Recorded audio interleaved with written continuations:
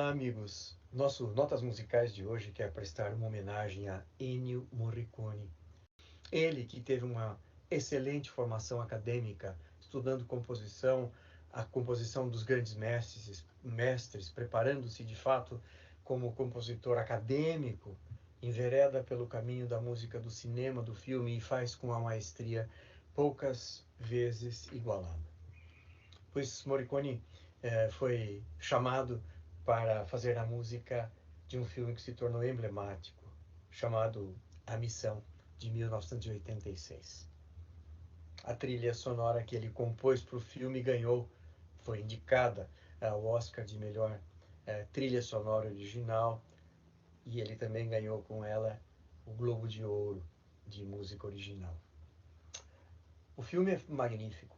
E a melodia talvez mais emblemática e conhecida é uma que ficou conhecida como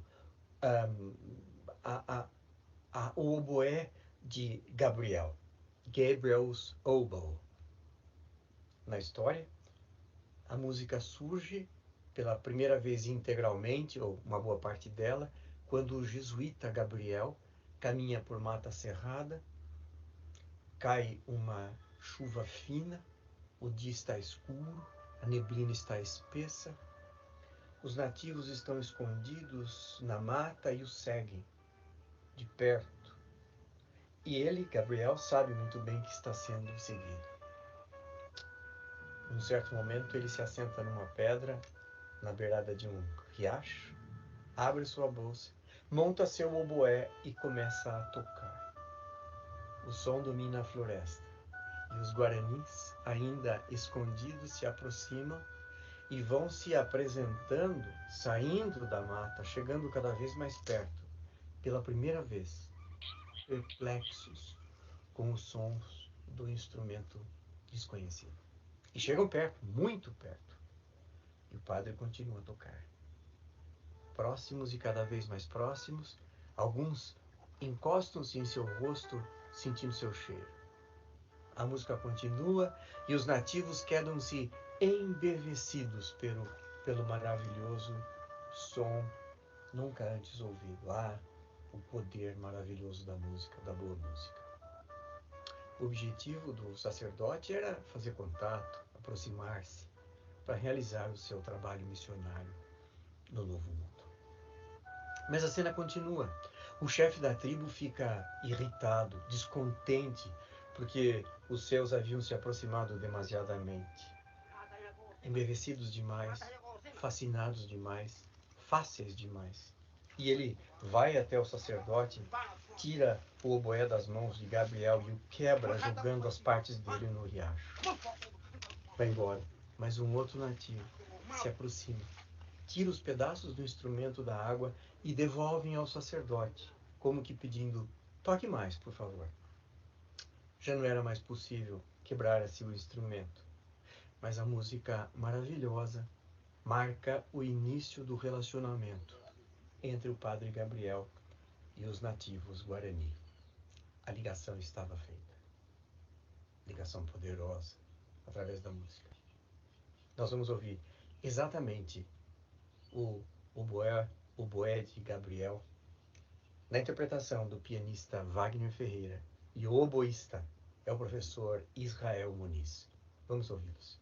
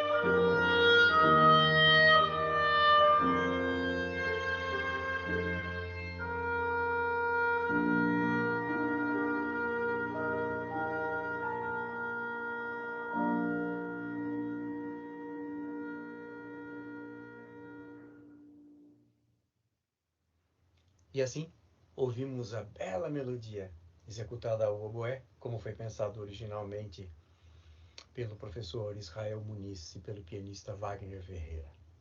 É homenagem nossa ao compositor dessa linda melodia e de tantas outras, Ennio Morricone. Esperamos que você tenha gostado do nosso Notas Musicais de hoje. Esperamos que você acompanhe o nosso trabalho, veja os outros. E queremos que você fique bem, fique em paz e que nos encontremos outra vez. Muito obrigado. Boa tarde. O programa de pós-graduação em Educação, Arte e História da Cultura, do Centro Educação, Filosofia e Teologia, da Universidade Presbiteriana Mackenzie, dá as boas-vindas a todos e todas, todos os participantes da Interlocuções Internacionais do segundo semestre de 2021. As interlocuções fazem parte das ações de internacionalização e consolidação das redes de pesquisa do nosso programa. Todos os semestres, as 3 linhas de pesquisa convidam professores, pesquisadores de instituições parceiras para esse compartilhamento teórico-metodológico. Hoje, no dia 27 de setembro de 2021, o convite e a condução será da linha de Linguagens e Tecnologia. Passo a palavra para a abertura do nosso evento para o reverendo Francisco Crete. Boa tarde a todos, queridos, queridas.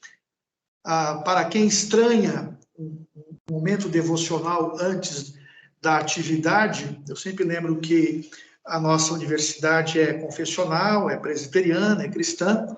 Então, antes das atividades, sempre temos um rápido momento devocional, uma palavra inspiradora que vem da palavra de Deus.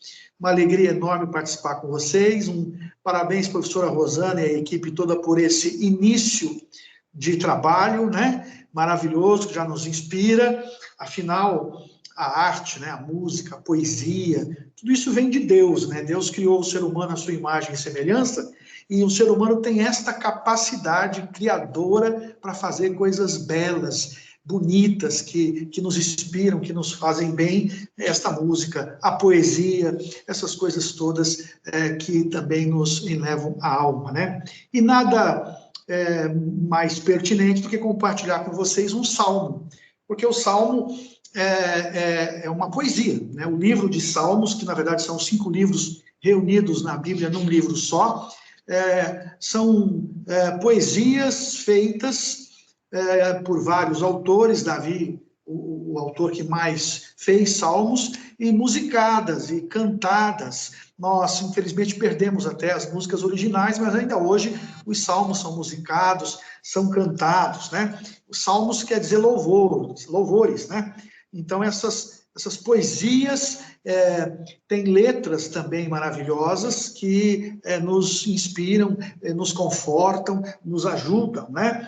E nós vamos compartilhar com vocês um desses salmos, o Salmo 113, que já faz parte do livro 5, um livro que vai até o Salmo 151, 150 para alguns, mas que são já os salmos de louvor, de adoração, né? E aqui uma curiosidade sobre o livro de Salmos. O livro de Salmos é um livro importante, sagrado, um livro importante para os judeus, os autores, né, escrito em hebraico, depois para os cristãos e também para os islâmicos. O Alcorão, por exemplo, no capítulo 17, versículo 82, ou verso 82, diz assim: os salmos, esses salmos do Antigo Testamento, são um bálsamo para a vida, né? Quer dizer, até os islâmicos reconhecem a importância dos salmos para a nossa vida, né? Por isso, fica aqui já uma primeira indicação cultural para você que nos ouve nessa tarde, né? Leiam os salmos, né? Faz bem para a alma, é grande fonte de vida, né? Então, como eu ia dizendo, eu vou compartilhar rapidamente alguns versículos do Salmo 113, na versão, na tradução chamada Nova Linguagem para Hoje. E ali, o salmista diz assim: aleluia, servos de Deus, louvem o nome do Senhor. Que o nome do Senhor seja bendito para todo sempre. Do nascimento do sol até o pôr do sol, que o nome do Deus eterno seja louvado. O Senhor governa todas as nações e a sua glória está acima dos céus. Não há ninguém como o Senhor nosso Deus, que tem o seu trono nas maiores alturas.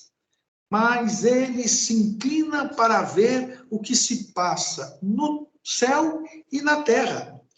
Ele livra da humilhação aos humildes e exerce misericórdia sobre os necessitados.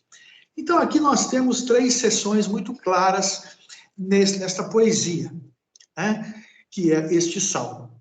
A primeira começa com aleluia, que quer dizer louvado seja Deus, né? Uma expressão de alegria, de gratidão, de ações de graças ao nosso Deus, né? E ele diz, louvem o nome do Senhor, né?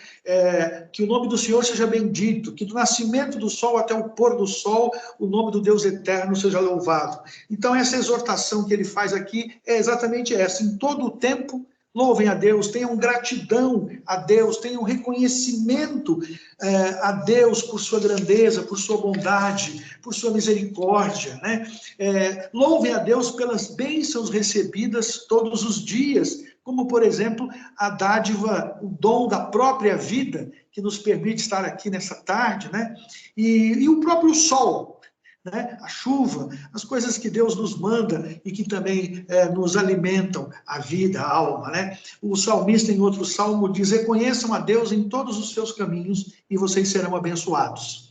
A segunda seção, os versículos 4 e 5, o salmista nos exorta a conhecermos e reconhecermos a soberania de Deus. Ele diz, o Senhor governa todas as nações, né? Ele diz, olha, Deus está no comando, Deus está no controle de todas as coisas, Ele é o Senhor soberano sobre todas as coisas, porque Ele mesmo criou todas as coisas, os céus, a terra, o universo, a humanidade, né? Nada há que possa fugir ao controle de Deus. Nada há que possa fugir à soberania do Deus eterno, que soberanamente é dono de tudo o que ele mesmo criou, o que ele mesmo fez, né? Então, esta é uma grande esperança que nós, cristãos, temos, de que nós sabemos de que Deus está no comando de todas as coisas, né? Nós sabemos que a nossa vida está nas mãos de Deus. Ao final, nós dependemos de Deus mesmo, né? Não de homens, não de ciência, não de nada mais, nem de nós mesmos, que não seja do próprio Senhor, do próprio Deus, né? E então, essa é a grande esperança. Deus está no comando das nossas vidas e nós sabemos que, enquanto vivemos aqui na terra, dependemos dele, servimos a ele, louvamos o seu nome, mas em Cristo, com ele também, vamos morar eternamente para uma nova vida renovada no céu. E a última sessão, os versículos 6 e 7, é maravilhosa, porque ele começa falando dessa grandeza de Deus sobre todas as coisas, desse Deus soberano, criador, desse Deus que está acima de tudo, desse Deus criador de todas as coisas, que deve ser louvado, dignificado, que deve ser reconhecido humildemente por todos nós, como o soberano Senhor das nossas vidas, de tudo. Mas aí nos versículos 6 e 7, ele diz, mas esse Deus se inclina para ver o que passa no céu e na terra. Ele livra da humilhação aos humildes e exerce misericórdia sobre os necessitados. Esta é, queridos, a grande diferença que nós podemos encontrar na nossa fé. O nosso Deus, ele não fica longe, afastado, lá no céu, sem se importar com o que ele criou, com a criatura feita à sua imagem e semelhança, como já dissemos. Ele é um Deus que, de forma sobrenatural e às vezes incognoscível para nós, mentes ainda tão limitadas, sem entendermos bem como, ele ainda é um Deus pessoal. Ele se relaciona com a criatura, com o ser humano. Ele exerce sobre a criatura, sobre o ser humano a sua misericórdia, o seu amor, derrama a sua graça. Ele é um Deus que vem até nós. Nas religiões, os seres humanos vão até o sagrado, até os seus deuses, ao seu Deus, tentando aplacar-lhe a fúria ou agradar-lhe para receber benesses e bênçãos. No cristianismo é o contrário. O Criador é que vem até o homem. através de Cristo, através da sua palavra, já desde o Antigo Testamento, ele é que fala, ele é que toma a iniciativa, ele é que procura, ele é que vem, e ele é que diz, olha, eu quero me relacionar com vocês, eu quero abençoar a vida de vocês. É o que nós chamamos de graça, a graça bendita do nosso Salvador. Então, a mensagem é clara. Ao final, ele diz, Deus livra da humilhação os humildes, aqueles que humildemente reconhecem a sua grandeza, temem ao Senhor e exercem misericórdia sobre os necessitados, que na verdade somos todos nós. E a mensagem é, Deus se importa conosco. Deus jamais abandona os seus, jamais deixa os seus, a sua criatura e a sua criação, a sua própria sorte, e mesmo nas horas de sofrimento, tristeza, lágrimas ou dor, os que creem neste Deus sabem que a paz de Cristo jamais os abandona, porque Ele nos ama, exerce sobre nós a sua misericórdia. Então, que este Deus maravilhoso, autor das coisas belas e bonitas que nós podemos usufruir no mundo, abençoe ricamente a sua vida, meu querido ouvinte, minha querida ouvinte. Abençoe todos vocês, abençoe o programa, a coordenadora e todos os que participam, os professores, os palestrantes, os alunos, os participantes, e derrame sobre a vida de cada um as suas mais ricas bênçãos. Leia o livro de poesias maravilhoso que é o livro de Salmos, e você vai ser muito abençoado. Deus abençoe a todos, bom programa, bom trabalho, porque isso também é um trabalho, agora que se inicia aí o processo. Deus abençoe.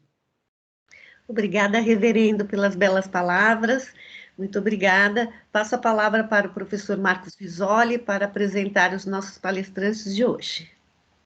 Olá, boa tarde a todas e todos. Quero aqui fazer uma breve apresentação dos nossos convidados desta tarde. A professora Carole Chaguerron, professora na Escola Superior de Música do Instituto Nacional de Belas Artes, na Cidade do México, né? Ela é professora de música eletroacústica, com formação na França, país de origem, né? Viveu também para estudos nos Estados Unidos e desde 1998 vive no México, né? Ela é também compositora e artista sonora. E o nosso convidado, o professor Rodolfo Mata, que é professor na Universidade Nacional Autônoma do México, é poeta e tradutor, né, doutor em letras e é formado também em engenharia e letras, né, e é professor na pós-graduação em letras e estudos latino-americanos na própria UNAM. O Rodolfo já tem uma forte relação com o Programa de Educação, Arte e História da Cultura, já que realizou uma pesquisa doutoral entre nós, né? E desde lá mantivemos uma relação de pesquisa, de trabalhos compartilhados, o que muito nos envaidece e projeta o programa dessa forma para a sua tão desejada internacionalização. Como objeto de apresentação hoje, que é o poema digital Pronombres, né, nós ganhamos, né, a sua copartícipe Carole, né? Então, nós teremos uma apresentação em dupla fala, em dupla voz, o que é um ganho muito feliz para os diálogos internacionais. Tá? Então, sintam-se acolhidos.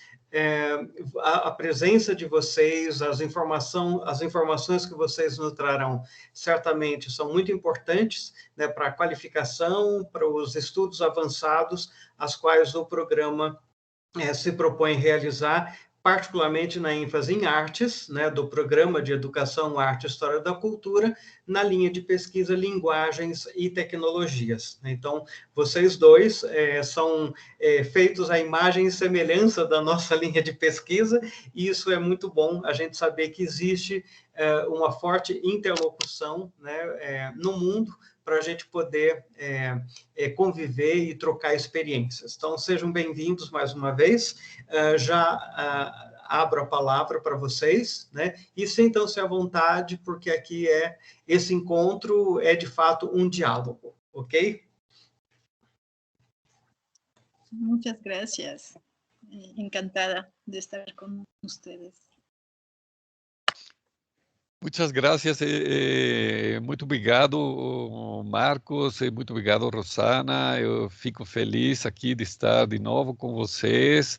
Eu queria também lembrar de quem me levou para o Mackenzie foi o Wilton Azevedo, grande amigo do Mackenzie e de muitos professores, incluído com certeza, Marcos, né? A gente teve o gosto de se conhecer e o infortúnio de saber do falecimento do Wilton, que trabalhava precisamente com esse tipo de desenvolvimentos de colaboração artística. Eu acho que o Wilton estaria feliz de estar nos vendo e possivelmente está nos vendo. Então,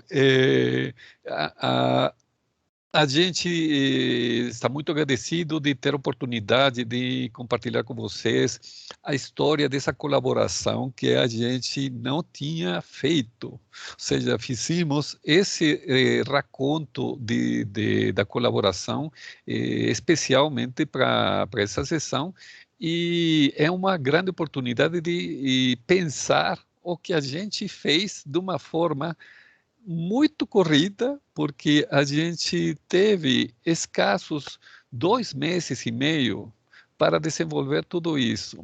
O programa, eu estava vendo, teve 45 versões. Eu que mexia, como o Marcos falou, eu que não me esqueço e sempre lembro das minhas raízes de engenheiro e gosto do computador e todas essas questões, além de gostar da palavra, etc.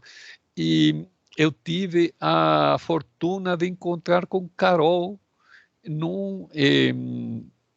numa Bienal de rádio. Então, também foi uma coisa bastante interessante. E na cidade de Zacatecas, uma Bienal Internacional de Rádio, aí foi que a gente se conheceu. Eu apresentei um poema digital e Carol apresentou umas peças musicais também relacionadas com o espaço, não é, Carol? Você lembra? Sí, era una pieza, presenté una pieza que hice a partir de un sonido que se produce en el desierto, en algunos desiertos, que se llama canto de las dunas. Hay dunas que, digamos, cantan, que producen un sonido afinado con una altura particular y muy fuerte y que se genera en desierto de arena. Entonces, es lo que presenté y es donde nos conocimos efectivamente Rodolfo y yo en esta Bienal de Radio en Zacatecas, y donde empezamos a hablar, ¿no?, de lo que hacíamos, etcétera. Y hay que decir que Rodolfo siempre fue muy interesado por la música también experimental, ¿no? Desde siempre. Entonces hablamos de esto y pues seguimos en contacto, ¿no? Y luego, no sé cuánto, como 2 años después, o no me acuerdo bien cuándo, se puso en contacto Rodolfo conmigo y para ver si me interesaba colaborar en el proyecto que tenía de pronombres, ¿no? Y así, y la verdad, bueno, como yo creo todos más o menos aquí saben, a veces, digo, colaborar en un ambiente creativo no es siempre fácil, pero debo de decir que con Rodolfo, por lo menos entre nosotros dos, fluye muy bien las ideas, es muy como democrático, aunque fuera el proyecto de Rodolfo, sí escucho mucho lo que tenía que proponer, me pregunto mucho y así fuimos un poco juntos construyendo, ¿no?, el resultado de lo que van a ver. Sim, isso foi bem interessante, é uma coisa fundamental e é uma questão que vem de sei lá de onde, porque a gente se entender é complicado. Eu já tentei e fracassei em algumas outras colaborações, e imagino que Carol também. Sí, me ha pasado muy desagradables luego también. Es bien difícil, porque no es solo una cuestión de contenidos, ¿no? Es una cuestión humana, ¿no? Es un diálogo humano a través, además, de disciplinas artísticas diferentes. Entonces es complicado, y cuando fluye es súper agradable, ¿no? Que el otro escuche las propuestas del otro, ¿no? Para construir juntos, ¿no? Completarse. Sim. É verdade, porque eu acho que você vê seu trabalho potenciado pelo outro colaborador, e isso é uma questão realmente muito feliz. É uma celebração, realmente.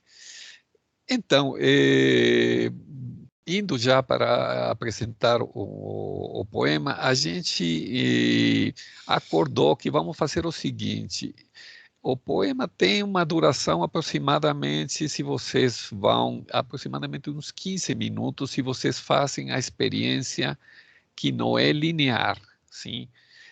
Porque é um poema interativo.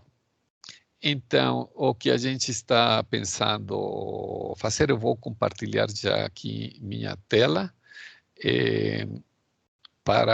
eu vou estar controlando um PowerPoint que a gente fez de apresentação, e vamos acionar também alguns vídeos e alguns sons que estão já ordenados e pré-gravados. Então, eu vou já compartilhar aqui a tela e então já aqui ficou. Vou apresentar, aqui está o nosso PowerPoint. Imagino que está tudo corretamente. Ok, aqui está. Nós fizemos isso para uma revista mexicana que é uma revista que se apresenta como herdeira da revista Vuelta de Octavio Paz, que é a revista Letras Livres. Eles começaram a se interessar por o desenvolvimento da poesia em outras plataformas ou em outros meios, né? E nos convidaram. Então eu falei para a Carol, vamos correr, porque isto vai ser corrido, temos que acabar. Começamos em fevereiro de 2018, e 2 meses e meio depois, por aí, os fins de maio e começos de junho, no número de junho saiu. Mas eu estou preferindo deixar para vocês, se vocês querem acessar o programa diretamente aí em Letras Livres, ou vocês procuram na rede, tem em vários lugares onde vocês podem conseguir o link, ou se não, baixar o programa também, porque isso está feito em HTML5, que é uma plataforma que é nobre, né, que não tem sido desligada como as plataformas de Flash, né?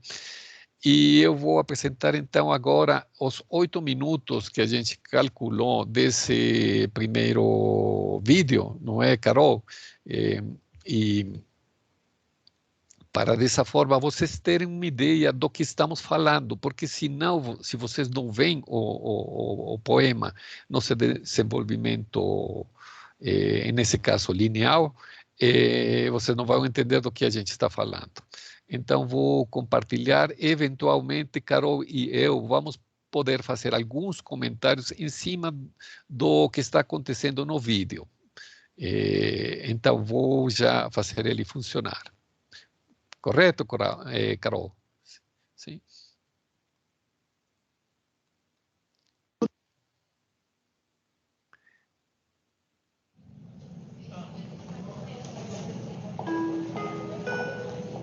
Última llamada para los pasajeros de LAM Vuelo 2, 3, 6, destino Piura. El avión listo para partir, puerta de embarque número 16. ¿Você falou alguma coisa, Carol? No estamos viendo el video, por lo que es lo que estás pasando. ¿No estás viendo el video? No, no estamos viendo el video, vemos una... ya, ahora sí. Ahora sí. Ok.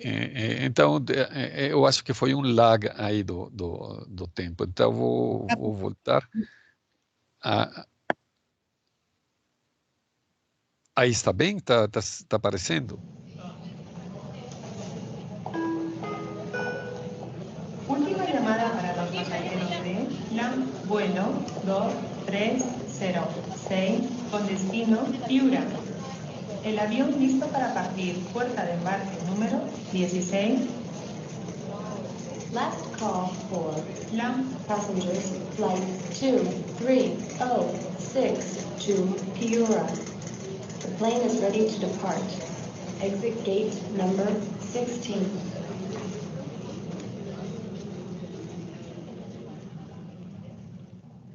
Isso é importante porque são as recomendações para ver o poema, ver, escutar, né?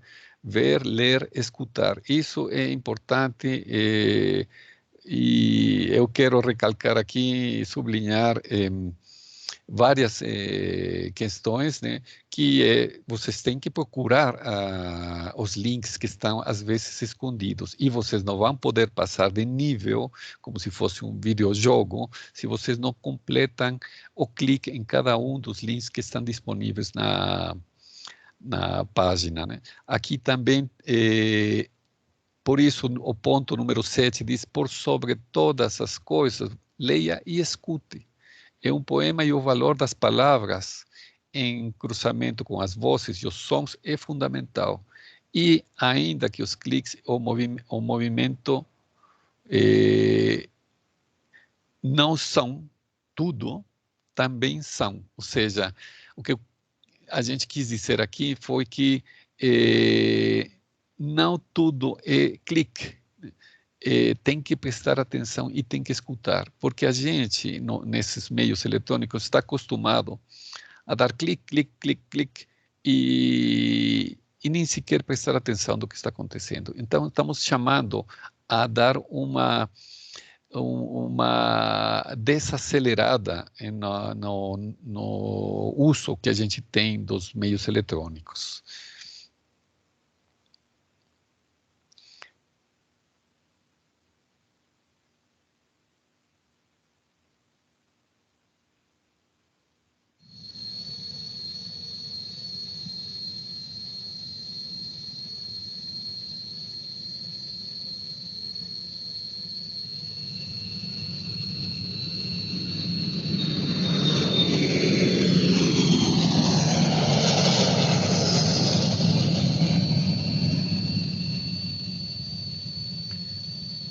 Obviamente, eu quero acrescentar aqui que, como é um vídeo e se trata de ver isso rapidamente, aqui no vídeo estou fazendo exatamente o contrário que eu estava pedindo nas instruções.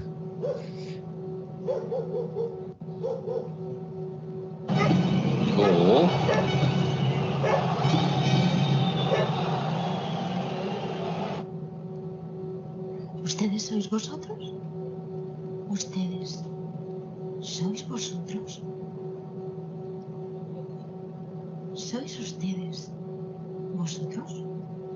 ¿Ustedes sois vosotros?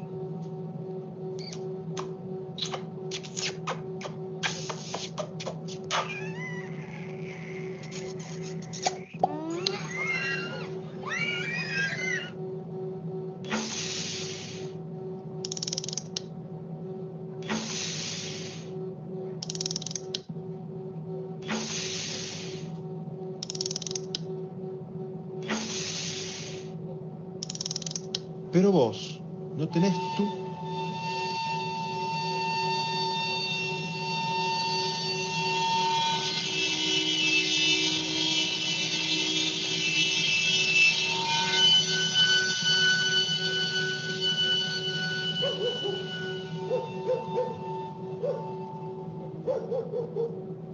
Pero vos, ¿no tenés tú?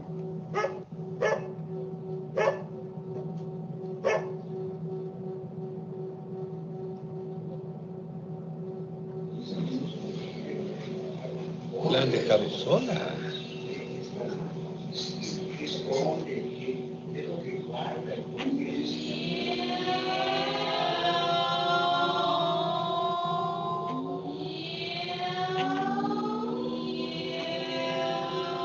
Ni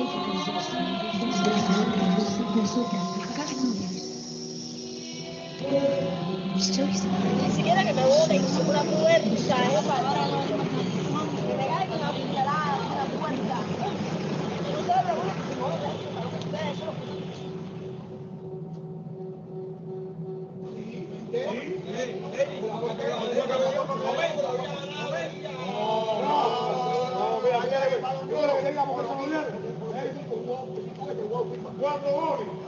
El que más pase completó, favor.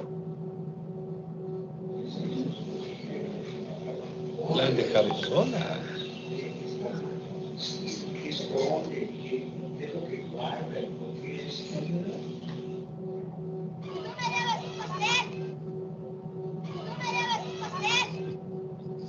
Ellas son vosotras. Sois incorregibles. Sois incorregibles. Vosotros.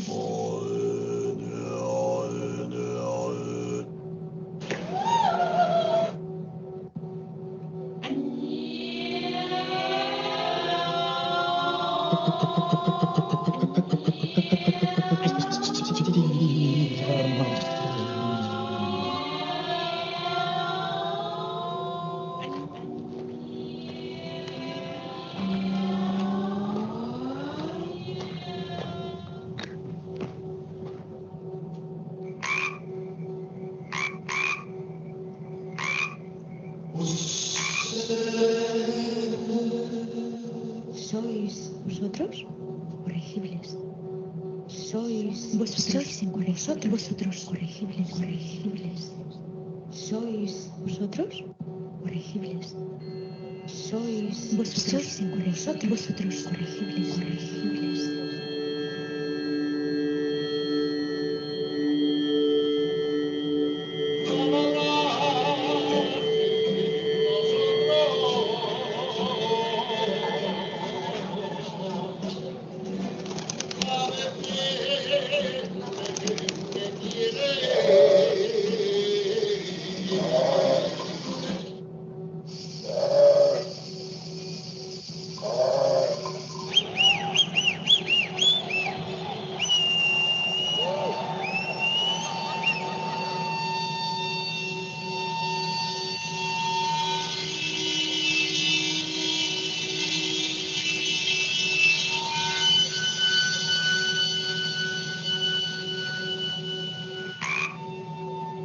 ¿Sois vosotros? ¿Sois vosotros incorregibles? Vosotros corregibles, corregibles.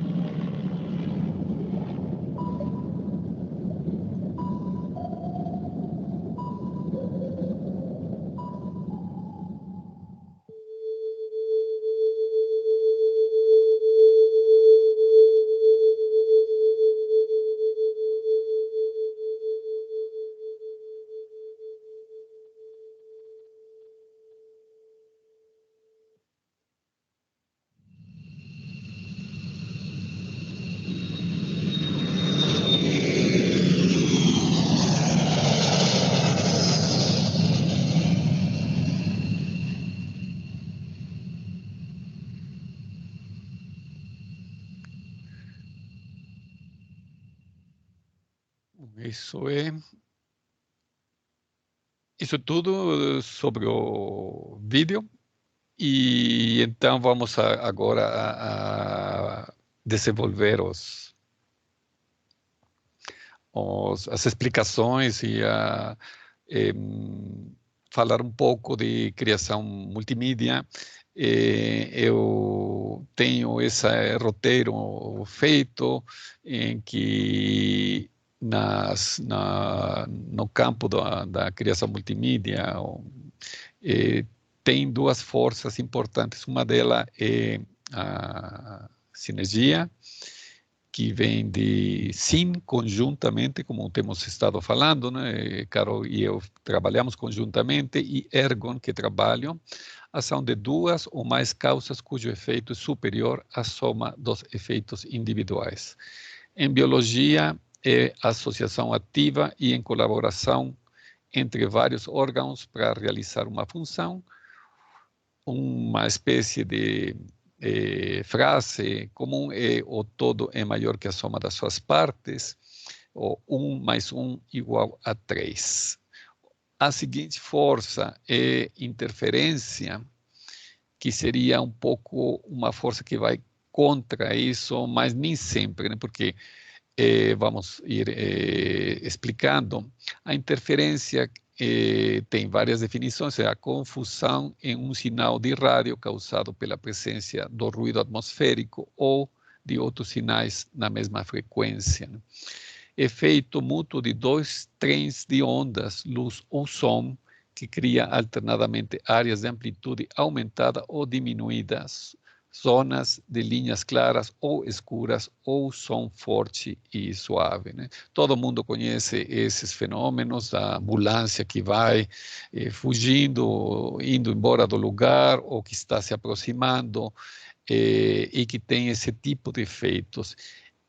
Uma etimologia curiosa é que vem do inglês interfere, que é obstruir, colocar alguma coisa no caminho, e que se inspirou no francês interferir, bater, chocar-se uns com os outros. Isso eu adorei, eu que gosto de palavras, né? Interferir, né? E em português ferir é fazer um dano, né? Então, entre dois, então é uma luta. Então, é importante essa história da luta, porque é a concorrência entre duas coisas, cria uma interferência. E a inibição parcial ou total, ou, ao contrário, facilitação da interação cromossômica. Então, também é utilizada em genética. E, conversando com Carol, surgiu um terceiro, e aqui eu vou passar a palavra para a Carol, que vai explicar muito melhor que eu a questão da modulação. Sí, cuando Rodolfo me habló de interferencia, yo pensé más bien de mi punto de vista en modulación, o me hizo pensar también en modulación. Es un fenómeno que usamos además para componer, los que hacemos música electroacústica, y en particular hay diferentes tipos de modulaciones, pero lo que se llama ring modulation o modulación en anillo, donde tenemos dos señales de entrada, dos señales sonoras de entrada, y multiplicando esas señales nos va a dar un sonido único, diferente, que es en realidad la suma y la resta de todos los componentes de los dos sonidos, ¿no? Entonces, si tenemos dos ondas senoidales, por ejemplo, cada una teniendo una sola frecuencia, pues el resultado sonoro no se van a escuchar las dos ondas originales, sino la suma y la resta de esas dos frecuencias. Entonces, realmente, como me hizo notar Rodolfo, no es una mixtura, no es una mezcla, ¿no?, de dos sonidos, sino un compuesto haciendo referencia a la cuestión como si fuera química, ¿no?, una relación química. Entonces, lo que genera es un timbre diferente. Entonces, a mí me hizo pensar también en esto, ¿no? Es como los dos trabajando juntos, en realidad, con cada uno con sus experiencias y sus propuestas, al final lo que tenemos es un resultado, no es una mezcla, sino el resultado realmente como único, ¿no?, de la relación o de la colaboración entre nosotros dos.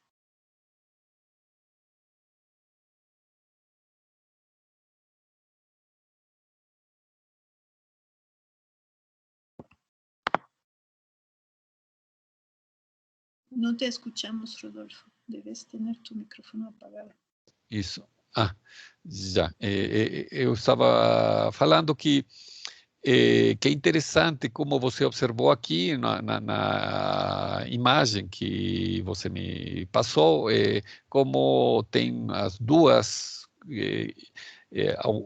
a cor azul, o sinal cor azul e o sinal cor vermelho, e como juntas eles constroem esse sinal cor preto, né, que é totalmente diferente. Não tem, para começar, não tem a mesma amplitude. Ele tem uma amplitude variável. Então, isso é muito louco, porque vai dar uma sensação de percepção auditiva totalmente diferente, não é, Carol? Sí, cambia el timbre, realmente. Es otro timbre, ¿no? E então, vamos agora a passar a contar a história do poema, como começou.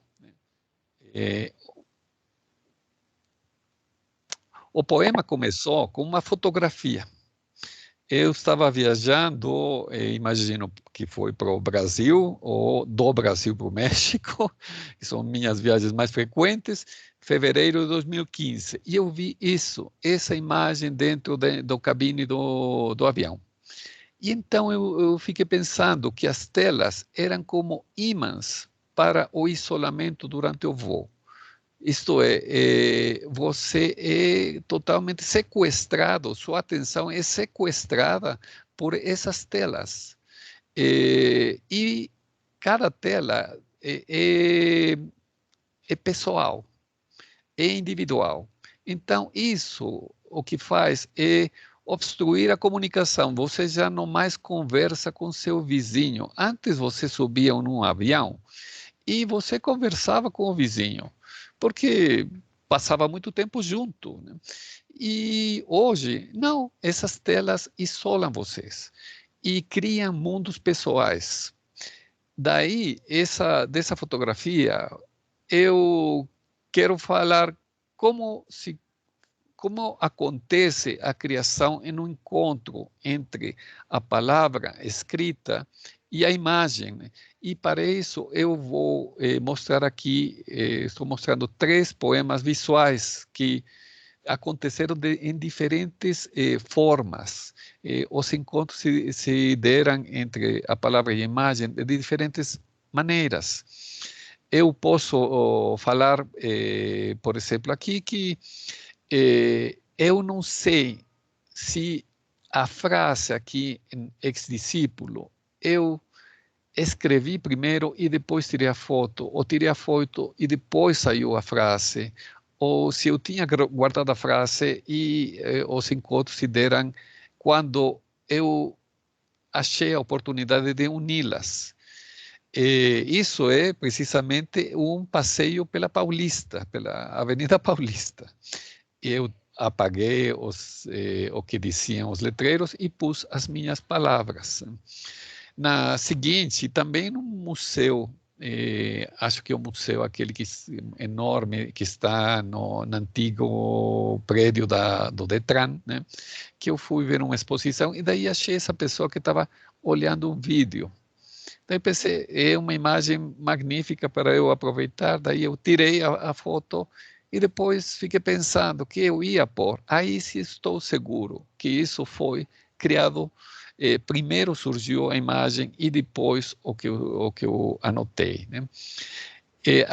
O terceiro exemplo é um efeito óptico que aconteceu aqui na minha casa, que eu tirei essa foto porque era curioso ver como as tiras de plástico das persianas parecem partes do céu e se confundem. Essa confusão cria uma oportunidade. Daí eu fiz essa frase, escrevi também esse propósito. Não está sua realidade quebrada? Sim, uma pergunta. E depois veio ainda assim, ainda mais esse epígrafe do Andy Warhol, que é: eu nunca me desintegro porque nunca me integro. E todas essas coisas foram coincidindo num plano e E eu me pergunto, agora que eu estava montando esse PowerPoint, o que vem primeiro, imagem ou poema? O processo criativo é eminentemente caótico.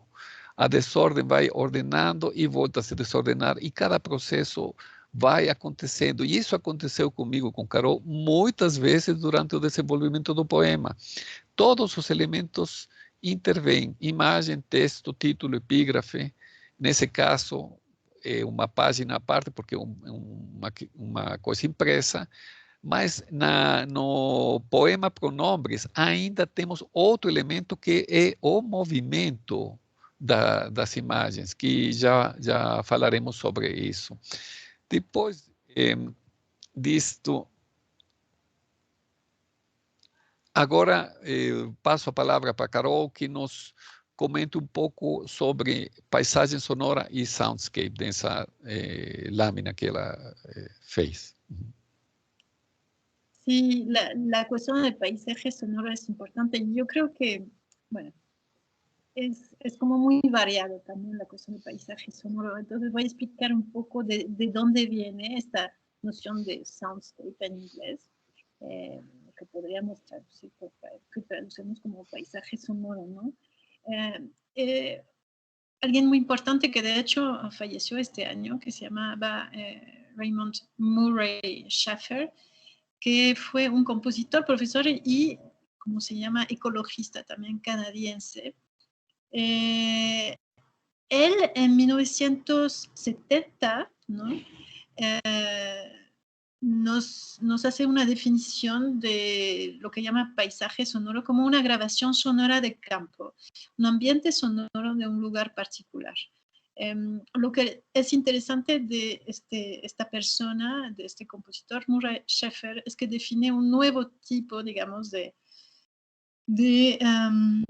definición sonora, la cuestión del paisaje sonoro, en el sentido de ir a grabar un campo sonoro, ¿no? En general mucho afuera, ¿no? en el campo, ¿no?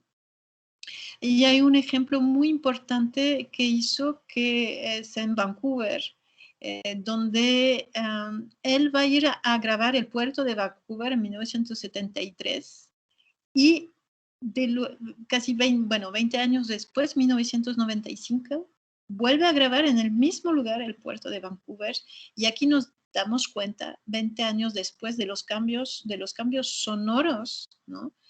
Que hay en las dos grabaciones. En la primera grabación, para hacer un resumen, se oyen muchos ruidos de barco, de agua, sobre todo de barcos, ¿no? de movimientos en los barcos que están en los andenes. Y en 95 casi no oímos ningún sonido de barco, ¿no? Puros coches, gente que pasa, etc. Y las dos grabaciones se hicieron exactamente en el mismo lugar. Entonces aquí surge también la cuestión de ecología sonora, ¿no? Donde las grabaciones también de campo así nos permiten ver, oír cambios fundamentales, ¿no? Que tienen que ver también con la ecología, en este caso la ecología sonora, pero hace referencia a cuestiones antropológicas, a cuestiones obviamente de ecología y cuestiones en general de ambientes sonoros, ¿no? en las ciudades. Eso fue el ejemplo. Él no trabajó solo en las ciudades, trabajó en muchos ambientes. Y de aquí sale la idea de un proyecto que se llama The World Soundscape Project, que es la idea que justo de ecología acústica, donde la cuestión sonora puede también reportar los cambios ecológicos, ¿no? que hay, ¿no? en las ciudades, en los campos, etc. Entonces, así partimos de la idea de paisaje sonoro. Eso en general. Ahora, yo no sé si quieres pasar, por favor, Rodolfo, la siguiente lámina. Gracias. Entonces, yo hago en unas partes de mis trabajos, de mis piezas, hago paisajes sonoros ficticios, como los le llamo.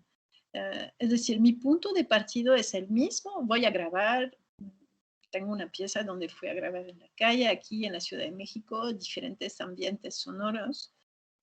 Pero como compositora también lo que me interesa es como intervenir cambiar esas grabaciones. Es decir, esas grabaciones no las dejo así, tal cual intacta, sino que las empiezo a editar y las empiezo a reacomodar, digamos, o reorganizar de un punto de vista creativo, ¿no? Son propuestas creativas de esos ambientes sonoros, ¿no?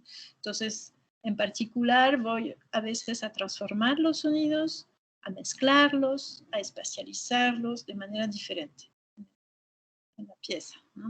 Entonces, hay una cuestión de, efectivamente, cambios de temporales de lo que, a partir de la grabación original y de espacios también. Estoy como jugando con diferentes espacios, ¿no? Bueno, y lo que también quería agregar, otra cosa, que en realidad está como, sería un poco en otra parte, pero la cuestión también que me pareció muy importante en la cuestión de pronombres es la cuestión interactiva y la cuestión de creación, ¿no? Donde el propio usuario puede crear su propio paisaje sonoro, es la idea, ¿no? Entonces, en función de cuando la persona, el usuario, hace clic en un pronombre, va a escuchar un sonido que corresponde a este pronombre en este momento. Y la idea era que podría también crear, a la vez que puede crear su propio poema en función de las combinaciones que escoge de las diferentes palabras. De la misma forma, puede también llevarse por la cuestión auditiva, ¿no? Es decir, crear su propio entorno sonoro en función de las selecciones que hace, ¿no? De las palabras.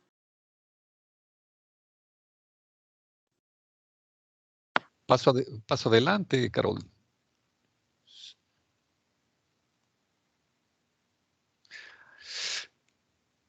Já, então, eu peguei essa citação de Octávio Paz, porque gostei muito, e Octávio Paz diz assim: al escribir, el poeta não sabe como será su poema. Al traducir, el traductor sabe que su poema deberá reproducir el poema que tiene bajo los ojos.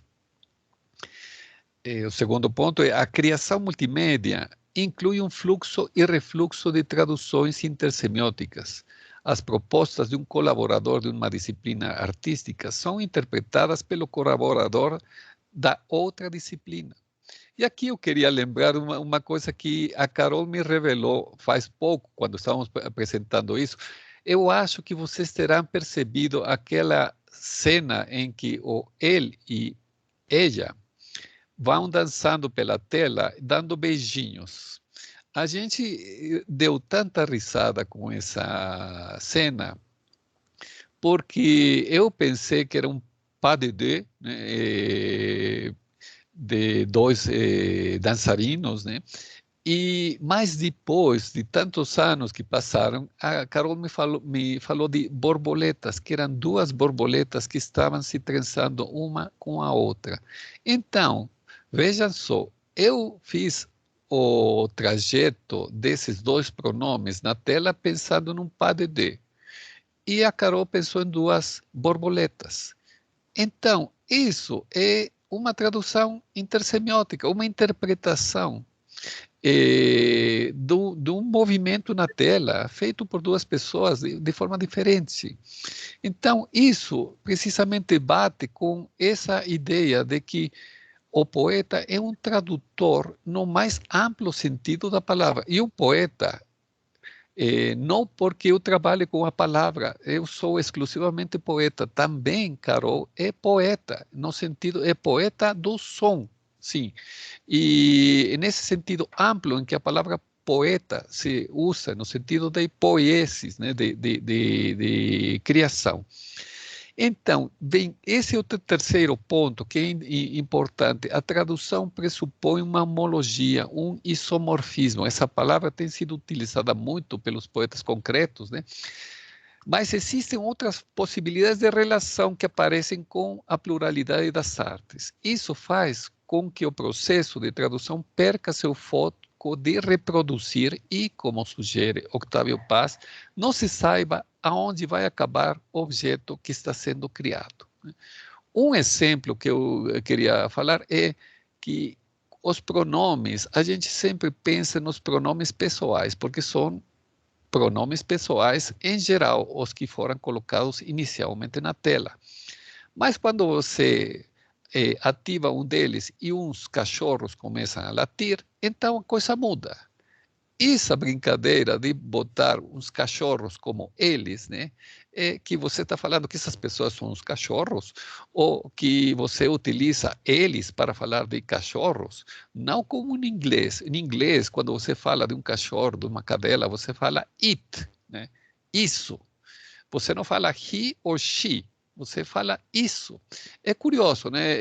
É prestar atenção no uso dos pronomes. Também esses três outros princípios que eu sempre tenho presente, e que Carol também concorda comigo, é que não tudo se resolve com a guloseima visual, não é panaceia. Quando você faz uma composição, você geralmente estamos acostumados a muito espetáculo, né? Filme cheio de carros batendo um no outro, enfim, espetacularização da cena visual, não funciona. O papel da máquina também não pode ser ir por sobre todas essas coisas. O que a gente faz é privilegiar leitura e escuta. Sí, me parece, perdón, solo para agregar algo muy importante en lo que dijiste, ¿no? Cuando trabajamos con diferentes artes en multimedia, ¿no?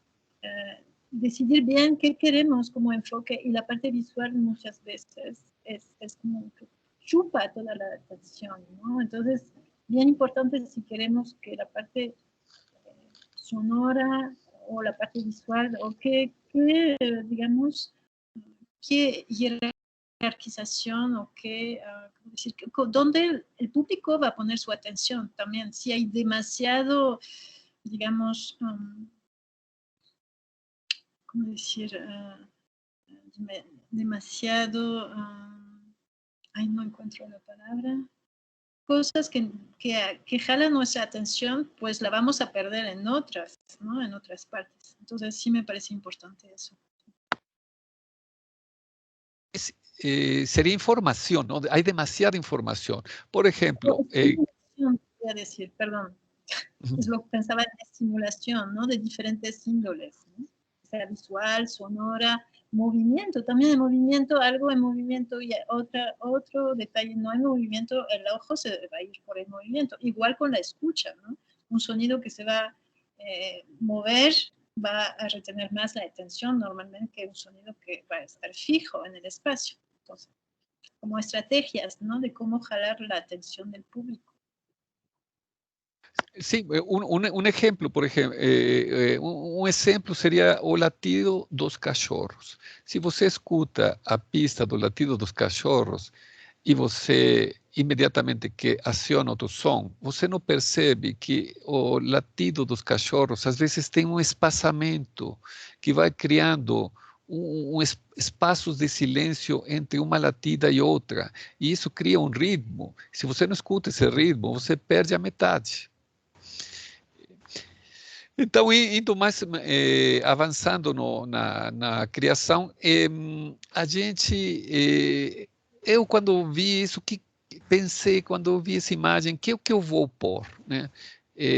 A imagem estava vazia, e então eu decidi pôr os nomes, né? O que tinha de ser cada uma das telas, como restabelecer aquele diálogo, que pessoas reais estiveram dentro dessas telas, né? Desconheço as pessoas, mas posso nomeá-las com pronomes. O conjunto é uma comunidade, e por isso o poema visual inicial se chamou Comunidade Poética, né? As telas são janelas também, por isso tem essa janela que é uma janela ao céu. Por isso que eu pus esse céu ali e não substituí o outro, porque não ia ter oportunidade de ver com mais detalhe. Essa onde está o eu, né? Aqui ficava mais perto e poderia ser utilizada, né? O gênero também, a gente ficou falando dos gêneros. Incluir um incógnito, inicialmente eu incluí um incógnito porque o poema visual como tal, sem movimento, sem tudo que a gente acrescentou, colocava quem é esse outro que está ali, né? Além de todos os outros pronomes, né? Quem é esse? Era uma pergunta, mas a gente acabou descartando essa possibilidade. Também pensei em que a tipografia carrega um significado e Carol me sugeriu também que a gente utilizasse diversas tipografias, mas pensando nessas excesso de estímulo, a gente optou por não fazer uso da tipografia como um elemento distintivo. Só pequenos detalhes, né? O uso da aparição do Jing-Yang, né? Que o Jing-Yang não funciona, é uma coisa alheia a uma tipografia. Isso foi incorporado, né? Mas passamos na frente. Essas foram as propostas iniciais. Quando eu escrevi para Carol, colocando o projeto, né? Eu escrevi isso, vendo os pronomes ordenados, teremos que tomar uma decisão sobre sua completude ou incompletude. Eu, tu, ele, nós, outros, vós, outros, ellos e ellas. Se respeitamos todos os gêneros dos pronomes pessoais em espanhol, fica faltando ella, nosotras e vosotras. No tanto, também é preciso considerar que vosotros, vosotras não é uma forma utilizada no México. Isso é do espanhol da Espanha. Aqui faz muito tempo na América Latina que não se usa, né? Em lugar disso, a gente usa o ustedes, que não possui gênero. Por isso, a gente usou vozes femininas e vozes masculinas. Também a gente identificou o tom agudo das vozes femininas e o tom grave, né? Porque isso, queramos ou não, é uma marca que marca o gênero, a utilização do gênero. Poderíamos optar por eliminar eles de sua tela, não sei se deixo vazia ou coloco aí alguma coisa, e mantemos apenas ellas, para brincar com a mudança de gênero. Essa foi uma opção que a gente não fez, que quando você desse um clique, o ellos mudasse para ellas, e tivéssemos essa mudança de gênero. Não fizemos, optamos por outras coisas, né? E, enfim, tem outras e outros, né, que foram também pronomes, sim? E a ideia de telas e janelas, enfim, isso foi. E a resposta da Carol foi, concordou com muitos pontos, que a gente fez uma listagem aqui dos pontos, né? O que fazer com a interrogação, a gente acabou eliminando, né? A gente aproveitou esse nós outros, que vocês veem aquela espécie de escada que está se construindo com outros e outros e outros, um em cima do outro, numa forma de uma escada que parece uma escada de bombeiro. Eu pensei em uma escada de bombeiro, não sei, mas é estimulante chutar para onde vão esses sons, né? E o fracionamento das áreas, a gente acordou também utilizar diferentes sons que a Carol me propôs aqui, né? Ambientes realistas, parques, restaurantes, espaços públicos abertos, como os do Schaffer, né? Como o porto de Vancouver, né? Sons abstratos, instrumentos, objetos transformados, sons de síntese, que são sons puramente produzidos eletronicamente, e frases lidas com os pronomes. Aí a gente tem várias frases que são lidas com os pronomes, algumas foram encomendadas, outras foram, aconteceram, né? Por aí, Carol, você lembra daquele "tu me debes um pastel", não? Que é "você me deve um bolinho", que é uma criança que está falando isso. Você poderia falar um pouco dessa gravação ou de alguma outra? Sí, es una mezcla efectivamente de diferentes posibilidades, porque la idea era también, yo creo que no, que fuera un poco sorprendente, ¿no? Cada uno, cuando un juego, ¿no? Básicamente de la gente, ¿no? Voy a presionar este pronombre y a ver qué sale, que no sea algo demasiado predecible, ¿no?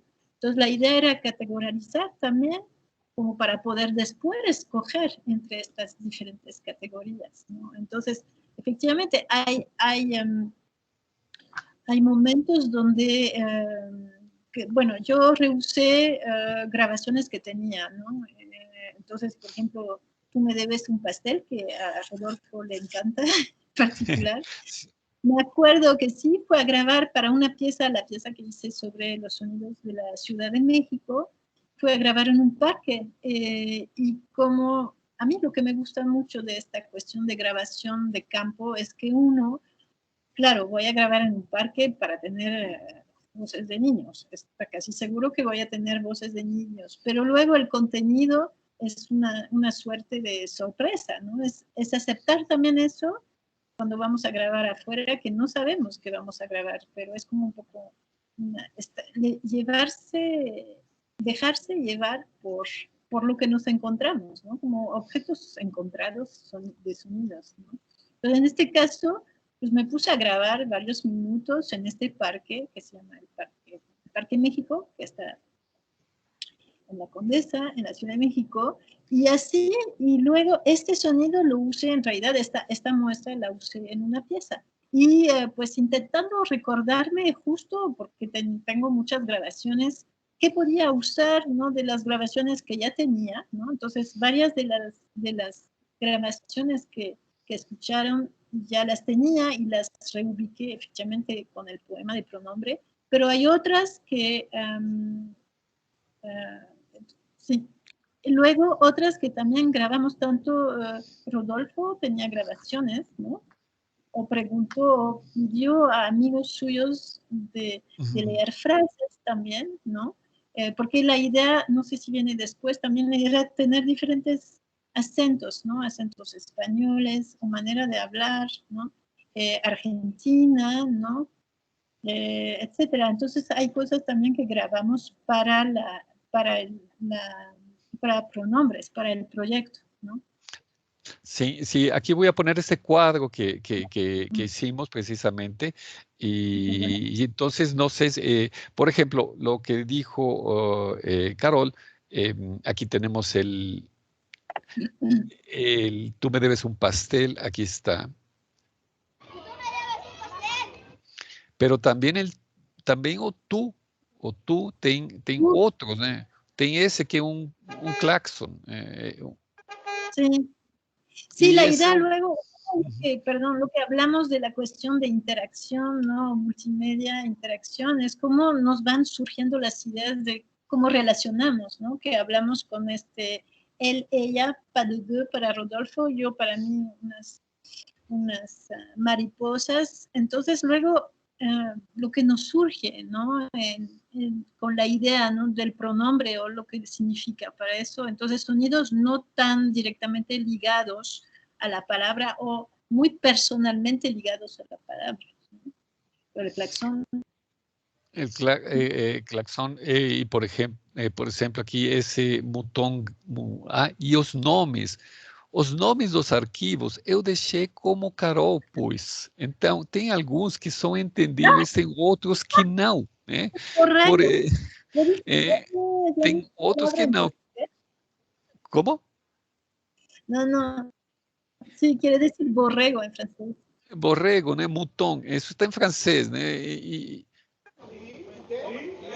Não, esse... Aqui errei, esse não é... Son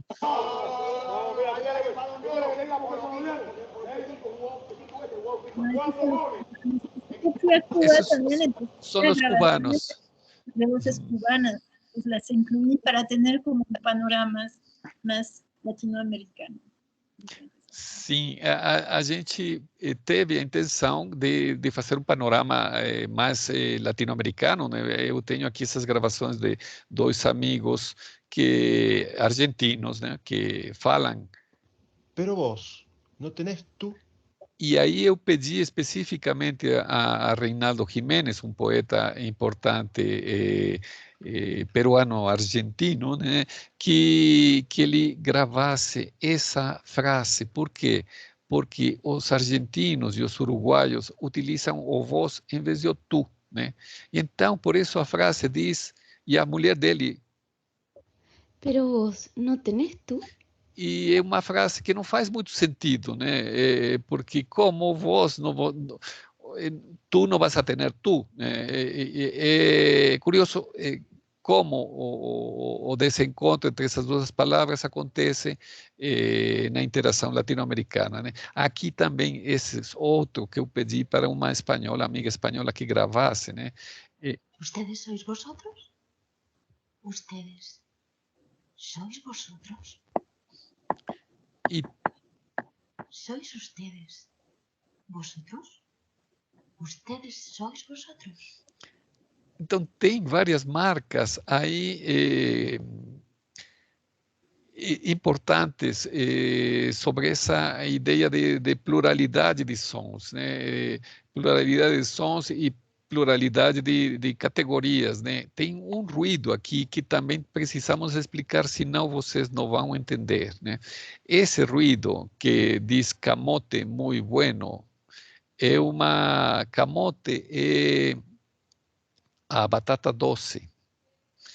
A batata doce, mas tem uns carrinhos que na rua aqui passam e fazem esse barulho. E eles vendem, os vendedores de camotes acionam esse som para vender o seu produto. Aqui todo mundo reconhece. É como...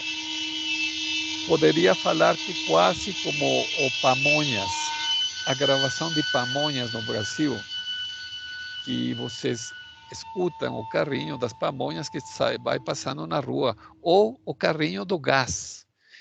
O carrinho do gás que toca Parelisa, por exemplo. Parelisa, você imagina, Carol, um carrinho que vende gás que toca Parelisa?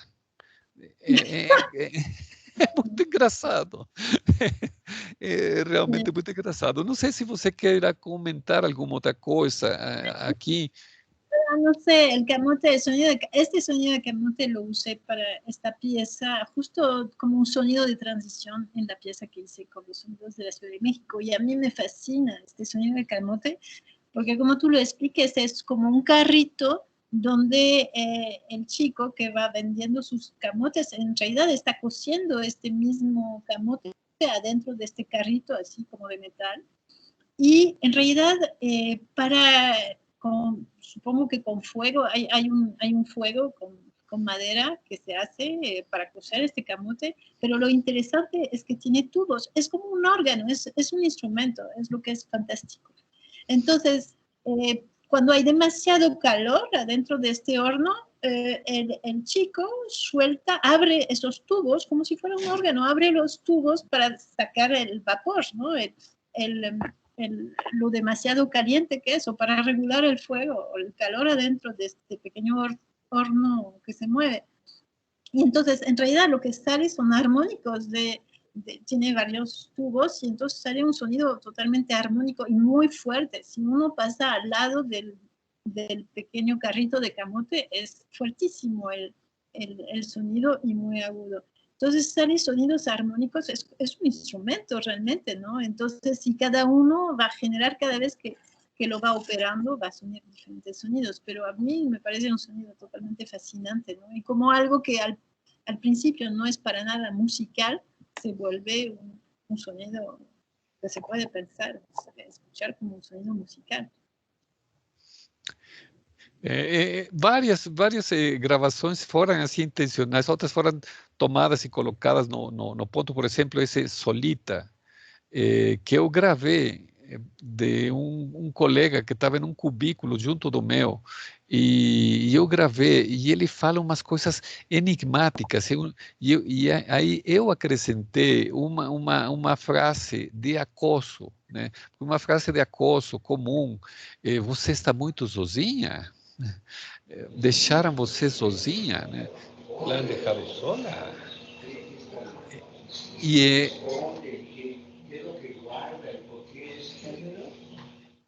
que o que ele esconde, que ele está ocultando, diz a voz no fundo, e a minha voz diz: você ficou sozinha, né? Usted quedou, la han dejado sola a usted, não? E por isso está relacionado com o pronome usted, né? E tem outros, acho que esse é um processo mais complicado que você fez, não, Carol? Esse é outro que está destinado a ser uma transição também, esse aqui.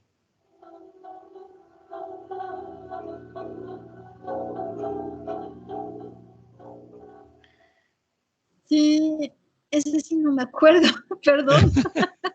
Ese sí no me acuerdo absolutamente nada de este sonido, cómo surgió, la verdad. Pero había, lo puse, no sé, no me acuerdo cómo lo hice, pero lo puse por una cuestión rítmica, ¿no? Había cuestiones claramente, bueno, el sentido, los sonidos que decían los pronombres o que incluían los pronombres en frases, obviamente.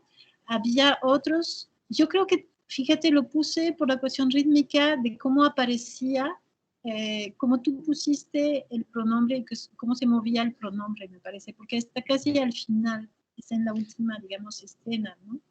Entonces, aquí me jaló más bien la cuestión como... porque una cosa importante, siempre venía... yo ponía un poco después, digamos, la música o los sonidos con los pronombres. Siempre venía más bien la primera parte, era Rodolfo lo que proponía como pronombre y la cuestión caligráfica, cómo se movía, etcétera, el ritmo, ¿no? Y en función de esto yo proponía en general sonidos. Y hay otro, no sé si tienes el usted, es que hay una parte de la pantalla que no veo por... ya es usted, sí, el de ese es. Eso. No sé si esse que é um cantor mexicano que talvez seja conhecido no Brasil, que se chama Luis Miguel.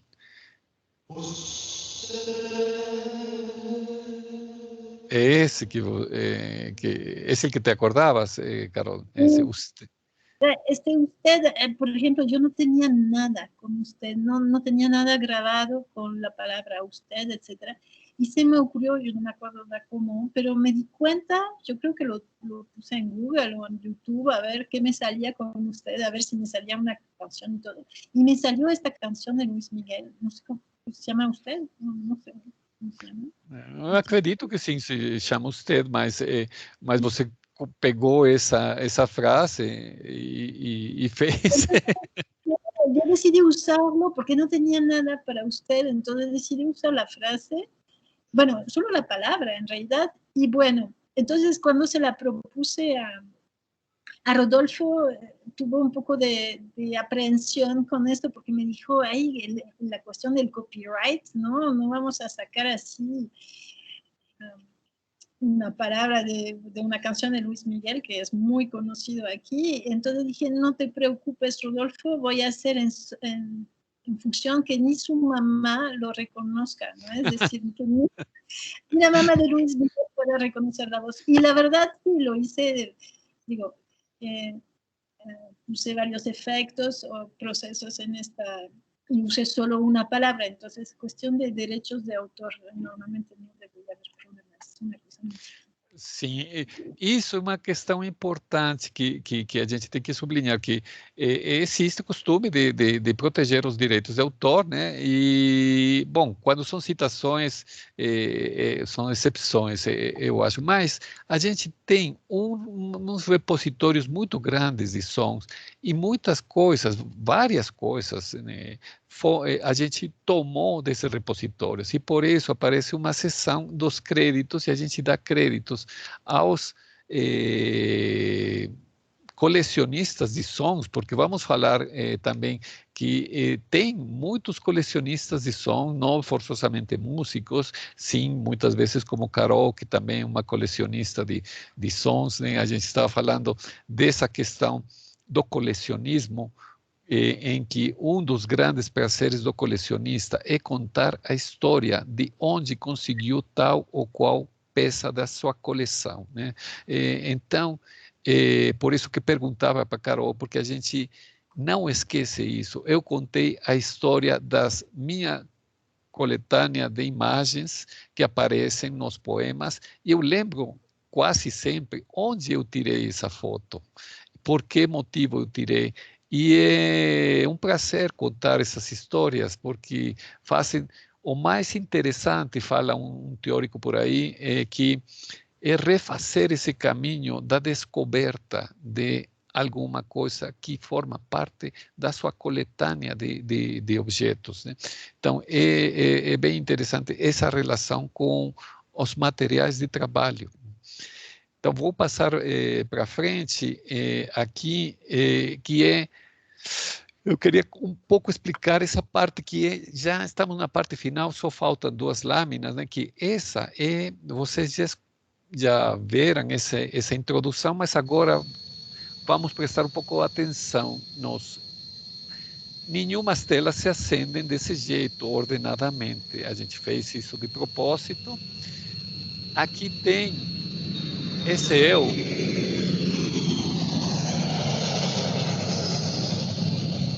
Se vocês veem, o eu se divide em 2 partes, né? Um eu meio esquizofrênico, um eu que tem um meio fantasma, né? Por isso ele está rodeado de pontinhos, sim? O nós, o nós se divide em nós e outros, e depois o nós, se vocês veem aí, acabou convertindo-se em vós, né? O ele e ela acabam juntos, né, para fazer essa dancinha. O resto tem uma série de trajetórias, e a ideia é que os pronomes estão voando como o voo do avião, né? Não sei se você quer acrescentar alguma coisa mais dessa tela, Carol. No sé, es que pues un montón de cosas que decir en todo, ¿no? Pero yo creo que a lo mejor podemos pasar. Se não, vamos para a última, que outras dinâmicas que foram colocadas, né? Aqui vamos ver que ustedes se decompõem em usted e es. Es já não é um pronome, e sim um verbo. Se vocês veem aqui, ele está já sozinho. E é o verbo que está envolvido na nominação. Sim, ele é Roberto, ele é... Enfim, está envolvido na nominação. Depois temos essa outra frase que é ele es otro. E essa é uma citação do Rimbaud, que a gente utilizou, porque Rimbaud falou je é outro. Eu es outro. Ou seja, os pronomes nem sempre coincidem, né, com quem está detrás deles, né? E aqui vocês vão ver também outro movimento que eu também, a ideia apareceu, que é a expulsão, lançamento do acento. Sois vosotros corregibles. Sois vosotros corregibles. Sois vosotros corregibles. Sois vosotros corregibles.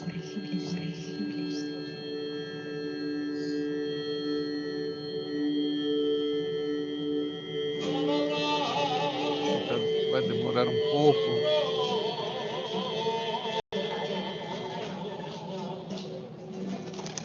Aí está esse voo de pombas também, né?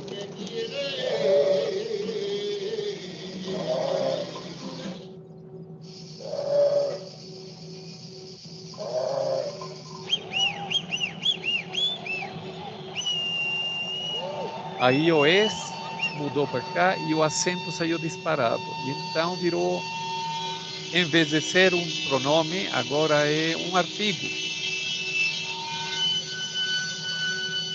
E essa é parte da transformação final, né? Sois vosotros corregibles.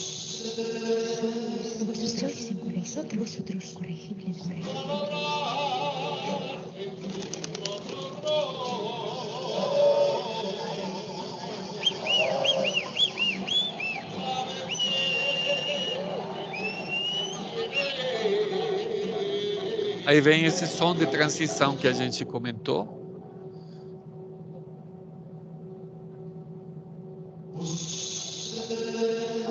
E já que eu momento quase final. Isso também, eu fiquei tão empolgado com fazer esses eles e elas girar como se fossem duas hélices de um avião. Eu consegui o som nesses repositórios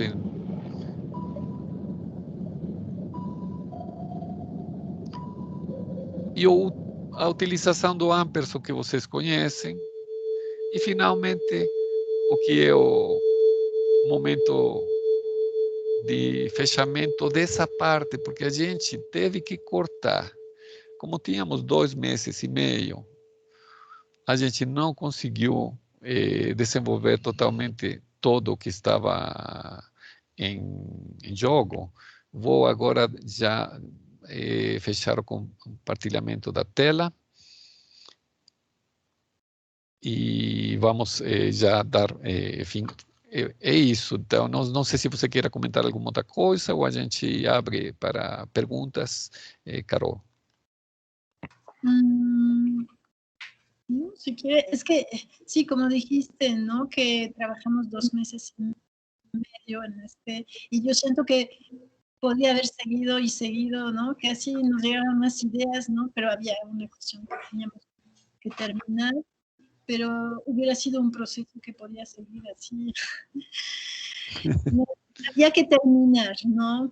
Es un fin posible, pero no. A gente fica na disjuntiva de retomar o poema ou fazer um ou outro. Então. Muito bem, então, fazendo agora a mediação, né, temos ainda alguns minutos e podemos trocar ainda algumas outras informações. Os alunos, os participantes, os professores que queiram fazer alguma pergunta, por favor, façam no chat, que eu vou fazendo a leitura por aqui, tá bem? Enquanto outra coisa importante também, acentuar, né, a participação, o apoio logístico que foi nos dado pelo André Ranieri e pelo Luiz Gustavo, que também assessoraram toda a estrutura para o ótimo funcionamento da tecnologia remota que dispusemos, tá? Então, minha gratidão aos dois. E o Luiz Gustavo também nos alertou que quem quiser certificação de participação do evento, já está disponível no chat o link para a inserção dos dados e para a posterior emissão de certificados. Bem, eu vou agora fazer posse de como o Rodolfo chama a Carol, então passamos a ser o amigo Marcos e a amiga Carol, ok? E Rodolfo, sempre um amigo. Eu tenho algumas inquietações, né? Porque trabalhando nesse campo,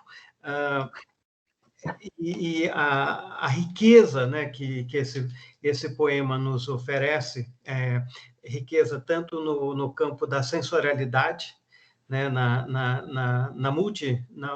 dimensão multimídia que ele oferece ao usuário, né, não é o espectador, o leitor, é o usuário, e como vocês bem acentuaram, né, sobre o ardor da criação compartilhada, né, que nem sempre resulta, né, e isso é interessante a gente pensar nisso.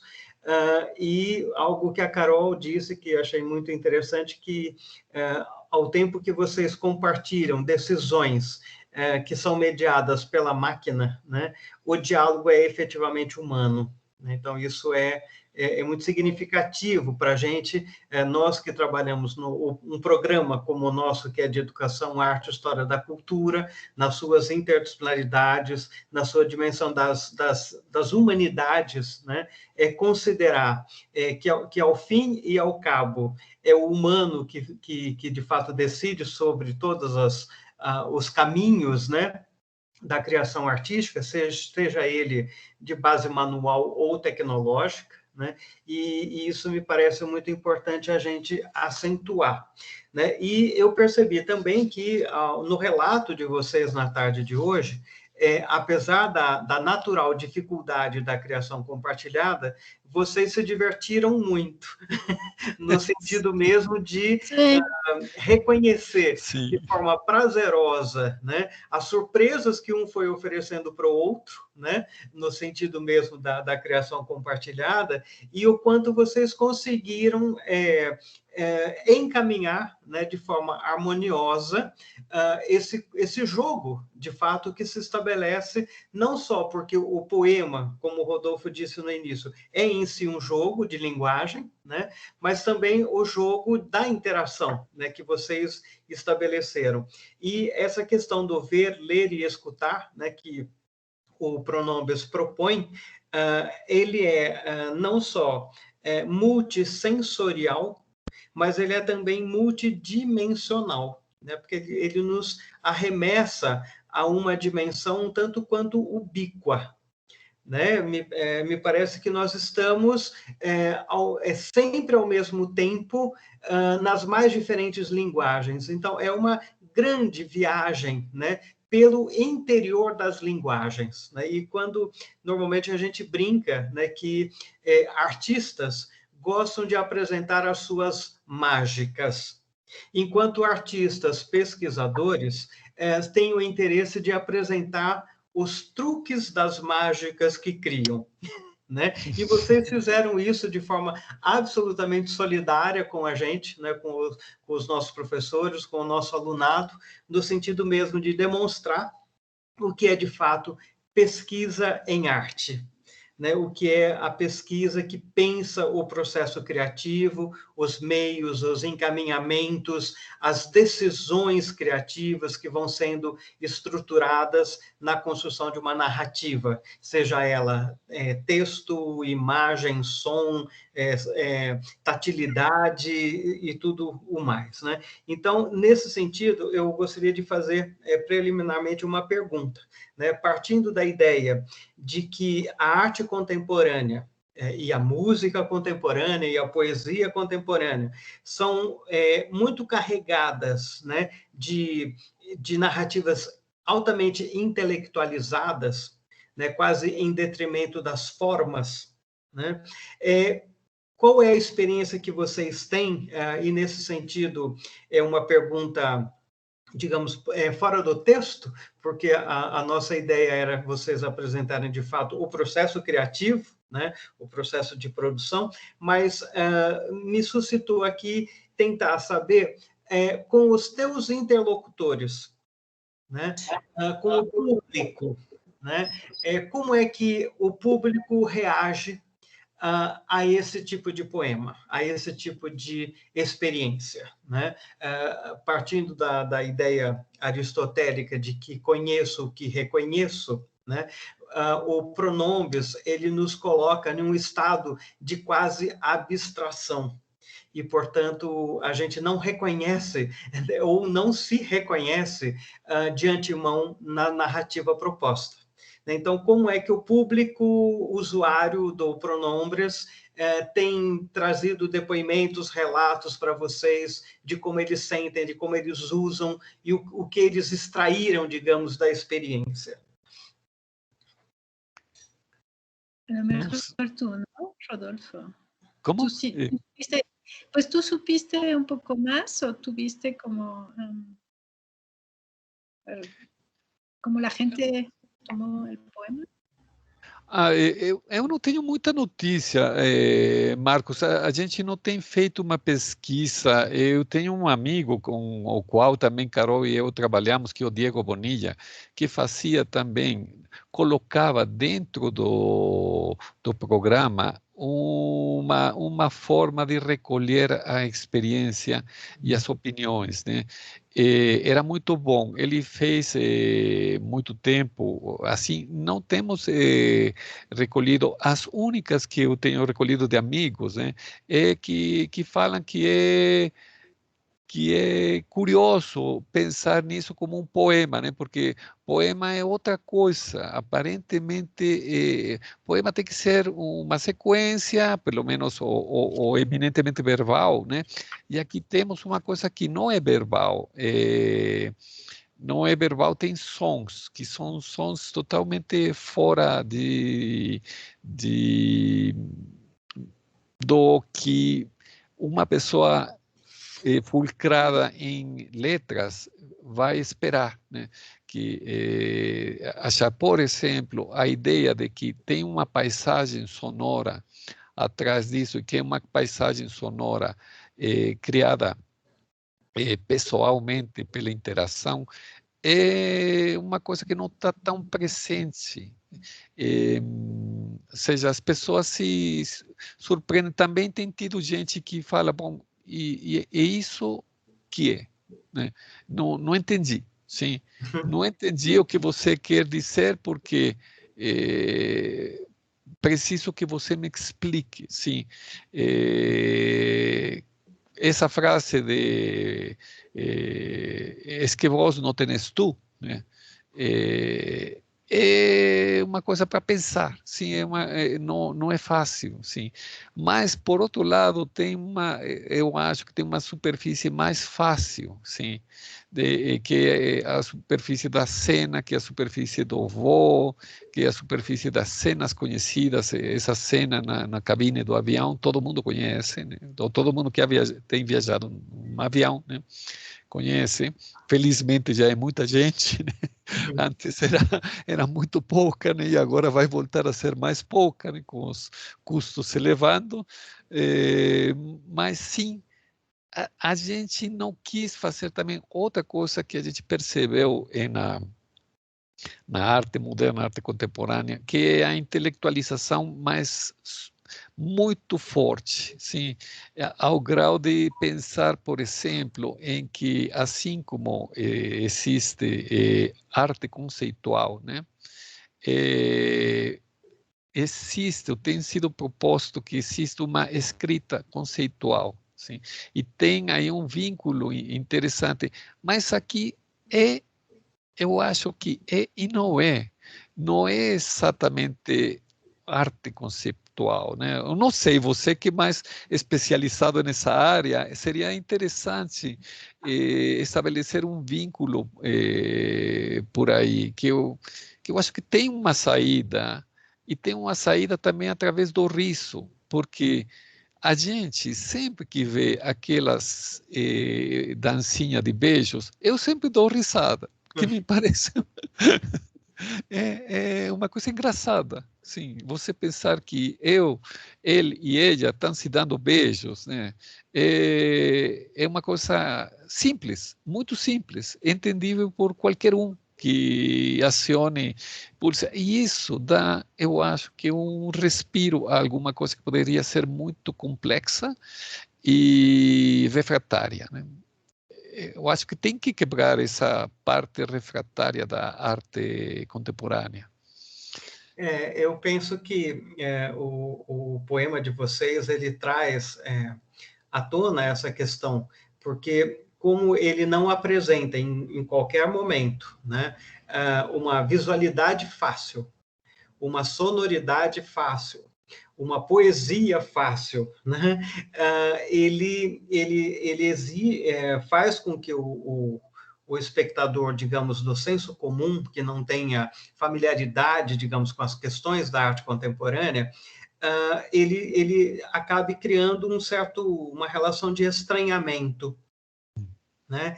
E acaba levando esse estranhamento para um estado, digamos, de consciência, né? E acaba perdendo a chance de se lambuzar, para usar um termo, do estado qualitativo que vocês propõem para a fruição do poema. Né? É como se a gente se negasse a subir no tapete voador, né? E conhecer a paisagem toda, né? Toda a ecologia do poema. A Carole usou esse termo, né, da ecologia das linguagens, né? E a ecologia das linguagens é justamente isso, né? Você se deixar levar pela linguagem, né? Pelos estados qualitativos, né? Bem numa dimensão semiótica mesmo. Nesse sentido, vocês dois compartilham, me parece, uma mesma matriz, que é o pensamento do Otávio Paz, né? E ele nos mostra isso, né? Como signos entram em rotação, e a gente tem que se deixar absorver por essa rotação, né? Então, nesse sentido, eu até gostaria de fazer 2 comentários aqui. A professora Ingrid Ambrode, professora do nosso programa na área de História da Cultura, ela comenta sobre, no chat, ela comentou sobre a surpresa, né, de perceber o som do deserto, né? Então, que seria aquela questão mesmo, né? Até o silêncio tem uma sonoridade, né? Se percebido como linguagem, né? E o Edivaldo também, que é um nosso aluno do programa, ele coloca que o trabalho de vocês coloca o outro como um sujeito igual a mim, né?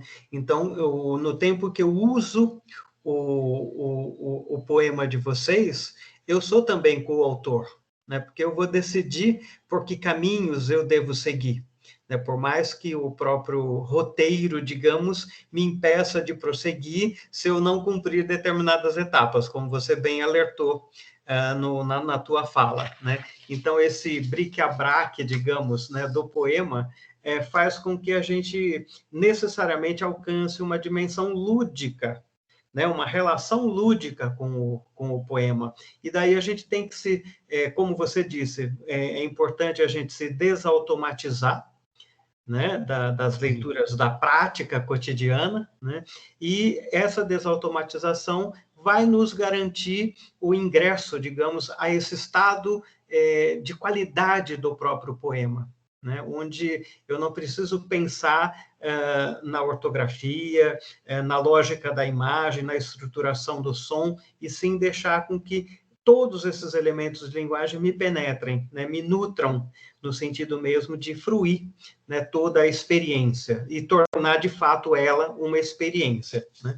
Vamos ver se tem mais. Eu não sei se vocês gostariam de comentar alguma coisa a partir dos comentários. Enquanto isso, eu vou ver se tem mais alguma pergunta, mais alguma consideração. Eu queria agradecer suas observações, Marcos, muito pertinentes. A gente não fez nenhuma pesquisa da resposta. Se os alunos do Mackenzie nos dessem uma resposta do encontro, talvez não, sim a explicação, porque essa explicação corta também a recepção do poema como ele está, né?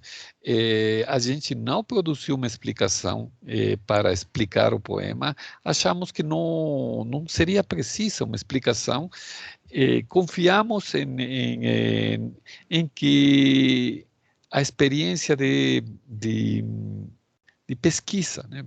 De pesquisa e atenção nos sons, porque se você fica escutando, você vai pensar, bom, isso que é? Né? Tem sons que não se distinguem exatamente que são, né? E outros que estão relacionados de uma forma, às vezes, engraçada, né? Outras a gente... eu tinha esquecido, por exemplo, essa observação de Carol, que os sons dos elementos singulares, J, L, iam ser mais íntimos e os outros iam ser mais expostos a uma pluralidade. Não tinha percebido isso, porque a gente guardou esses correios das primeiras comunicações, e a gente foi agora reviver esses correios e ver como foi se montando. E foi engraçado como as decisões foram sendo tomadas, às vezes a partir, como falou Carol, dos movimentos na tela, que eu tinha que criar os movimentos na tela e tinha que ter algum significado. Daí surgiu, por exemplo, a ideia de um submarino emergendo, né? Alguma coisa que está emergendo. E também confiamos na questão da discussão dos gêneros hoje, né? Que é uma discussão, e os gêneros refletidos também na forma de escrever. O uso da Ampersand é isso. Daí apareceu o Jing Yang. Não sei de onde apareceu, mas apareceu acho que foi pelo lo. O que ia eu fazer com aquele lo, que é o neutro, né?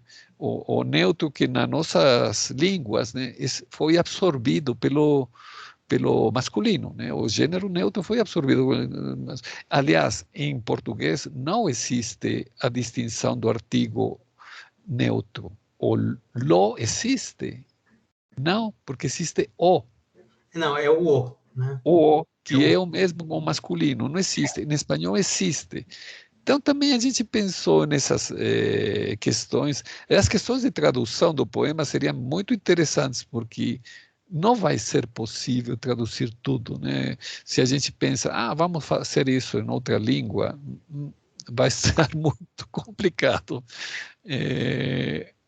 Então, eu queria agradecer isso, Marcos, e pedir para você, se tiver alguma retroalimentação, a gente gostaria muito de conhecer. Com certeza. Vamos continuar conectados até, se vocês me permitem, em tempo real.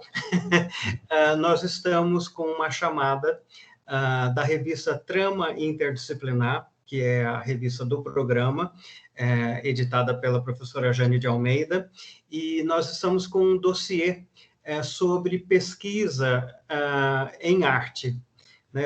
E esse dossiê é voltado aos estudos sobre metodologias de pesquisas interdisciplinares em arte. Então, se vocês quiserem traduzir, digamos, né, essa apresentação de hoje em artigo, nós acolheríamos com o máximo gosto. Né? Obrigado, Marcos. Porque depois eu passo para vocês todos os dados, os prazos, a maneira de submissão. É uma revista que é um número que pretende ser internacional, né, já com alguns convidados em processo de convite, e se vocês puderem nos contar agora em texto, em artigo, tudo que vocês tão bem apresentaram para a gente nesta conferência, seria já mais um produto, né, que teríamos sobre os valores de se mostrar, como forma de pesquisa mesmo, os próprios meandros da criação. Né? Então, se vocês tiverem interesse, depois a gente combina, a gente conversa melhor sobre isso. Tá?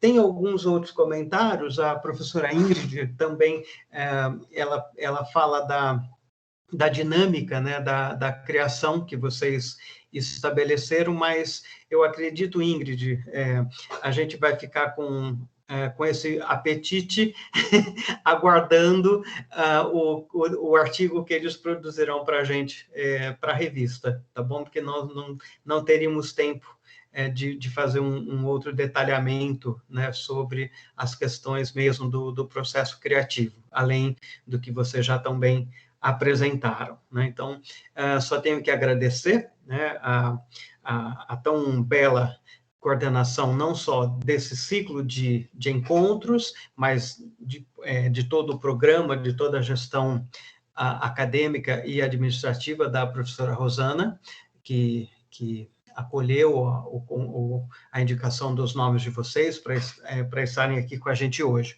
Agradecer aos professores do programa, agradecer aos gestores do CEFT, principalmente o professor Marcelo, nosso diretor, aos professores do programa, que, vendo no chat, muitos estão nos acompanhando, e aos alunos, que, afinal de contas, tudo que a gente mobiliza, né, no programa, em termos de interações com outras instituições, com outros pesquisadores, é justamente para qualificá-los. Né? Então, agradecer a presença de vocês, o aceite para esse encontro, a tão dedicada estruturação da fala, né, que foi muito bem orientada, muito bem organizada, e certamente aprendemos muito com vocês na tarde de hoje.